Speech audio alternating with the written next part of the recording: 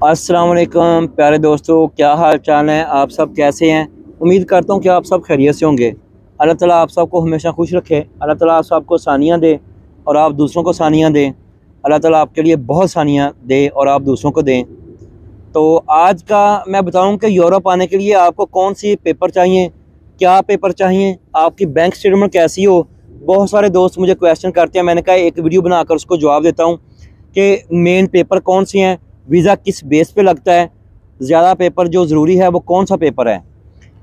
دیکھیں، باہر آنے کے لیے پہلی بات تو یہ ہے کہ آپ کو ایک ویلڈ پاسپورٹ چاہیے، جو میرا تو ذہن ہے کہ کافی ویلڈ پاسپورٹ ہو، اس کا مثلا کہ 2-3 سال کا ویلڈ کم سے کم ہو، تب اپلائی کریں۔ آپ valid passport who, I D card valid ہو آپ کا۔ کہیں جو 6-7-8 ماہ کا رہتا ہے پاسپورٹ جمع کروا دیتے ہیں، لیکن جب ویزا لگنے کا ٹائم آتا ہے کئی دفعہ کچھ ایمبیسیاں یہ ریجیکشن کرتی ہیں کہ آپ کا پاسپورٹ کم رہ گیا ہے، کیونکہ پروسیجر میں بھی ٹائم لگ جاتا ہے، آپ کے پیپر اکٹھے کرنے میں بھی ٹائم لگ جاتا ہے، اس لیے کچھ ایمبیسیاں یہ بھی چیز ریجیکٹ کرتی ہیں۔ آپ کا پاسپورٹ کوشش کریں کہ 2-3 سال سے کم نہ ہو جب اپلائی کریں، آئی ڈی کارڈ ہو۔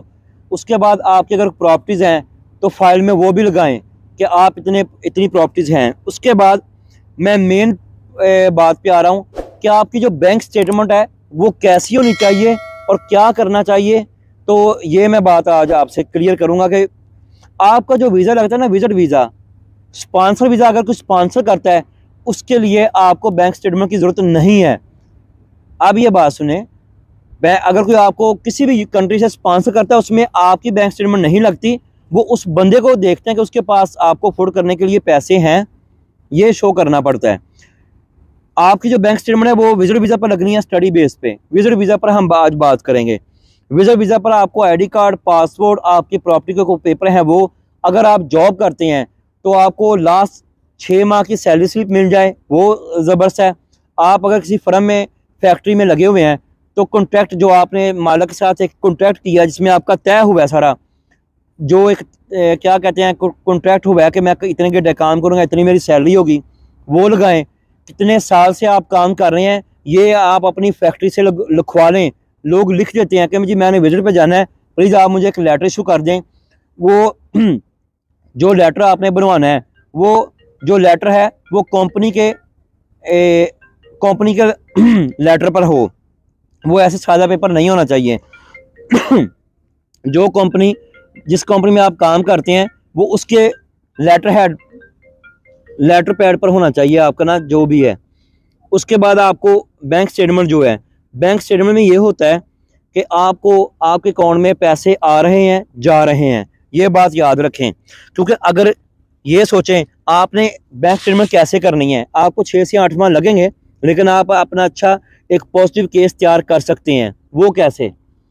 آپ نے ایسے کرنا ہے کہ آپ کے پاس فار ایگزامپل 8 سے 10 لاکھ روپیہ ہے، آپ نے کبھی 2 لاکھ اس سے لینا ہے بینک سے، تو 1 لاکھ جمع کروانا ہے، 80,000 جمع کروانا ہے، کبھی 30,000، کبھی 20,000۔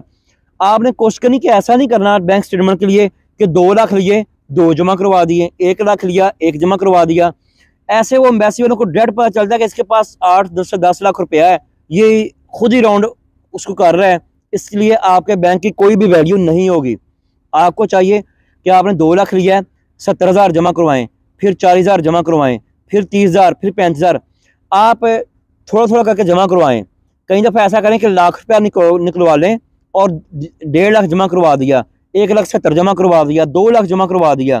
اس سے جو بینک سٹیٹمنٹ ہے یہ بڑی سٹرونگ بنتی ہے، اور 6 سے 8 ماہ آپ نے ایسے ہی کرنا ہے، اپنے پیسے کو راؤنڈ دی فگر کرنا ہے کہ راؤنڈ لگ رہا ہے اس پیسے کا، کہ آپ پیسے لے رہے ہیں جمع کروا رہے ہیں، لے رہے ہیں جمع کروا رہے ہیں۔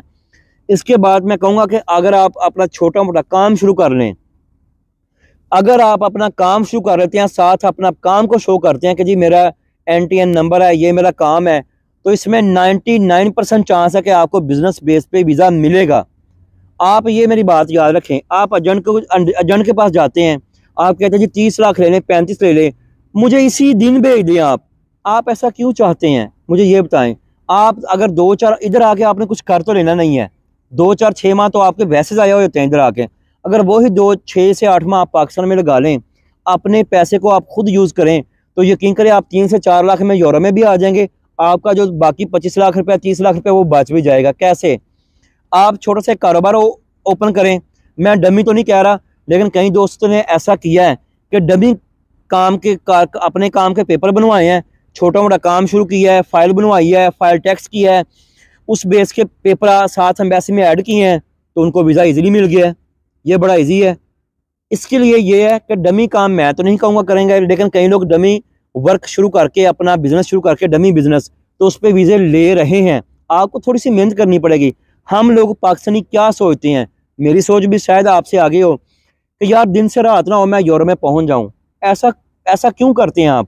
یقین کریں ایسا کچھ نہیں ہے. ادھر آتے ہوئے آپ کے لیے کچھ نہیں ایسا رکھا کہ آپ کو آتے 30 لاکھ 40 لاکھ مل جانا ہے. آپ نے وہی سارے جو ہم لوگ کام کر رہے ہیں وہی کرنے ہیں. ادھر جو ہلکے پھلکے کام ہے وہی کرنے ہیں. آپ نے ٹیکس چلانی ہے, پیزا ڈلیوری کر لیں گے, اس کے بعد کسی آپ گودام میں کام کر لیں گے, آپ برتن دھو لیں گے, کہیں پیزے پہ کام کر لیں گے, کیا کما لیں گے 1000 1500 یورو. تو ادھر آپ اتنے 35 40 لاکھ دینے کو تیار ہیں. اصل میں ہماری زندگی میں ایک لفظ ہے شارٹ کٹ. ہر بندہ یہ سوچتا ہے پنجابی میں, یار میں شارٹ کٹ امیر ہو جاؤں, شارٹ کٹ میں جرمن پہنچ جاؤں. اگر آپ کو پتہ چل جائے نا کہ آپ کی لیگل آپ کے ایفرٹ سے آپ 6 یا 8 ماہ میں یا 1 سال کے اندر آپ یورپ میں جا سکتے ہیں, اور لیگل طریقے سے اور بہت کم پیسے میں, مائنر سے پیسے, مثلا کہ آپ 3 سے 4 لاکھ 5 لاکھ سے یقین کریں آپ یورپ میں آ سکتے ہیں. آپ یہ نہیں سوچتے, آپ ایک ہی بات سوچتے ہیں کہ یار 35 نہیں میرے سے 40 لاکھ لے لے, 45 لے لے, یار مجھے نا 2 دن میں 1 ویک میں یہ یورپ میں پہنچا دے. ایسا کیوں ہے؟ اتنا آپ نے 1 سال میں آ کر کبھی بھی اتنا پیسہ نہیں کمانا کہ جو آپ یہ سوچتے ہیں کہ جی 35 40 لاکھ دوں اور پیپر میں 1 ویک میں پہنچ جاؤں. آپ تھوڑا سا ایفرٹ کریں, آپ اپنا کاروبار شروع کریں, چاہے ڈمی کریں یا ویسے کریں, آپ NTN نمبر لیں, آپ فائل ٹیکس کریں, آپ 2 4 ماہ اپنا ٹیکس جمع کرائیں, 1 2 دفعہ فائل جمع کروائیں. آپ جب ایمبیسی میں پیپر کرنے ہیں, اچھا بینک سٹیٹمنٹ کا سوری ادھر رہ گیا, آپ نے جو بینک میں ہے بینک سٹیٹمنٹ, وہ ٹرانزیکشن جو آپ نے کرنی ہے نا وہ بڑی سوچ سمجھ کرنی ہے. وہ بالکل یہ نہ ہو شو ہو کہ جس کے پاس 8 10 لاکھ روپیہ ہے وہی راؤنڈ کر رہا ہے. آپ نے 2 لاکھ لیا 1 جمع کروایا, 70 لیا 1.5 لاکھ جمع کروا دیا. ایسے پورا جمع نہیں کروانا کہ 2 کا 2 جمع کروا دیا, 2 لیا 1 جمع کروا دیا, 4 لیا 4 جمع کروا دیا. نہیں, بے شک آپ 4 نکلوا لیں, 70 جمع کروایا, 30 جمع کروایا, 40 سے 50 ایسے جمع کروانا ہے. اس سے نا بہت زبردست آپ کی بینک ٹرانزیکشن بنتی ہے, بینک کا جو بینک بیلنس بڑا سوڑ رہتا ہے. اور دوسری بات, جب آپ نے ویزا اپلائی کرنا ہے آپ کے اکاؤنٹ میں 8 سے 12 لاکھ روپیہ ہونا چاہیے. 8 لاکھ 10 لاکھ 12 لاکھ روپیہ آپ کے لیے ویزا ایزی ہو جائے گا. اگر آپ یہ واقعی پروسیجر آپ فالو کر لیں, اگر یہ میرا پروگرام آپ فالو کر لیں, انشاءاللہ ایسا ہو نہیں سکتا کہ آپ کا کام نہ ہو. لیکن ہم صرف شارٹ کٹ میں پڑھتے ہیں کہ یار 25 کی بجائے 35 لے لیں, لیکن ہمیں 1 یا 2 ویک میں یا میکسیمم 1 ماہ میں کریں. اور ہم اتنے ذہنی طور پہ کہہ لیں کہ ہم نواب ہوتے ہیں یا شہزادے ہوتے ہیں, اور یہ نہیں پتا کہ شہزادوں کا جرمنی میں آ کے حال کیا ہوتا ہے, یورپ میں آ کر کیا حال ہوتا ہے, کہ ہر کام خود کرنا ہے, کوئی آپ کی ہیلپ نہیں کرتا. لیکن ادھر ہم شہزادہ ذہن لے کے گھومتے ہیں کہ یار ہمیں بس بائیر صبح آواز مارے یورپ میں لے جائیں. آپ میری باتوں کو فالو کریں, آپ یہ پروسیجر فالو کریں, اور آپ کا یقین کریں اگر آپ ساتھ چھوٹا سا بزنس ساتھ ایڈ کر لیں گے آپ کا لازماً ویزا لگے گا. آپ 3 سے 4 لاکھ روپے میں یقین کر یورپ میں آ جائیں گے.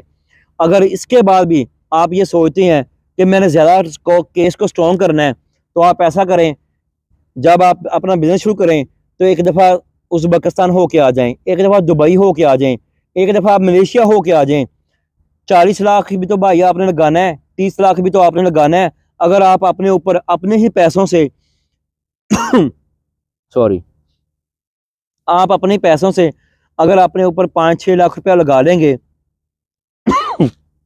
کیس کافی سٹرونگ کر لیں گے, تو اس میں حرج کیا ہے؟ 30 لاکھ تو آپ چھوڑ کے آ جائیں گے نا 7 8 لاکھ روپیہ لگا کے.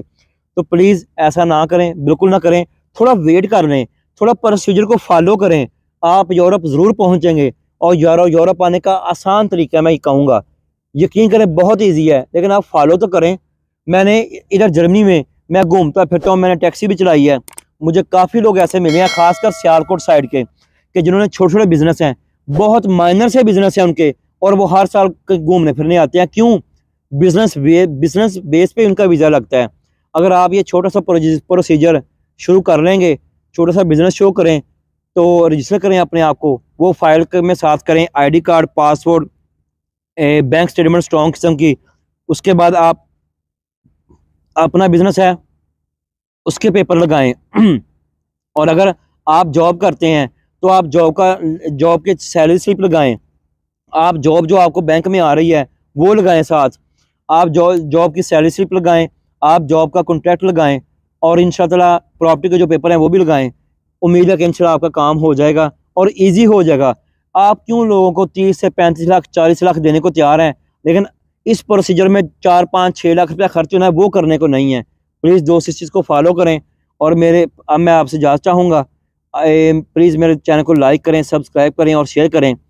تو لازماً پلیز سبسکرائب کریں اور شیئر کریں. اور اگر آپ کی فیس بک آئی ڈی ہے تو پلیز میری ویڈیو اس پر شیئر کریں تاکہ دوستوں میں جائیں, کسی کا بھلا ہوگا, آپ کو بھی ثواب ہوگا, مجھے بھی ہوگا, اور مجھے فیڈ بیک بھی ملے گا. اب میں آپ سے اجازت چاہوں گا. اللہ حافظ.